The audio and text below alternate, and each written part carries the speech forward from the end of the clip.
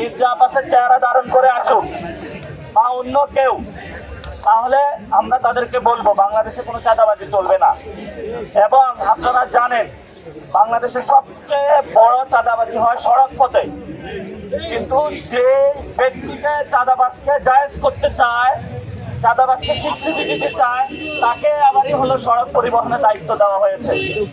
তা আমরা তারেক রহমানের যে প্ল্যান, এই প্ল্যানের মধ্যে কি চাঁদাবাজদের যে পুনর্বাসন করার প্ল্যান দেখতে পাচ্ছি? সেটা তো আমরা দেখতে পাচ্ছি।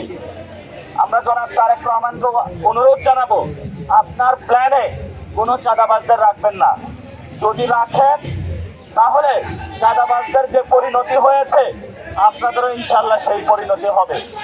এবং আপনারা জানেন যে রমজান মাস আমরা লেবু, তারপরে বিভিন্ন পণ্য দ্রব্য ক্রয় করি, মার্কেটে অনেক বেশি সব কিছু পণ্য দ্রব্যের দাম বেশি, যেটা হলো মানুষের নাগালের বাহিরে। আমরা সরকারকে অনুরোধ জানাবো, নাগালের মধ্যে পণ্য দ্রব্যের দামগুলো নিয়ে আসুন, মানুষকে মুক্তি দিন, অর্থনৈতিকভাবে তাদেরকে স্বাবলম্বী করুন।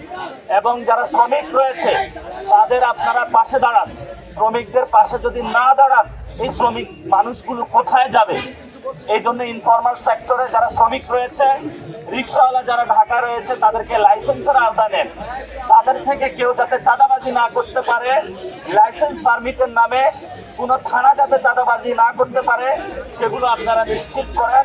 তাহলে ইনশাল্লাহ আমরা নতুন বাংলাদেশে যেতে পারবো।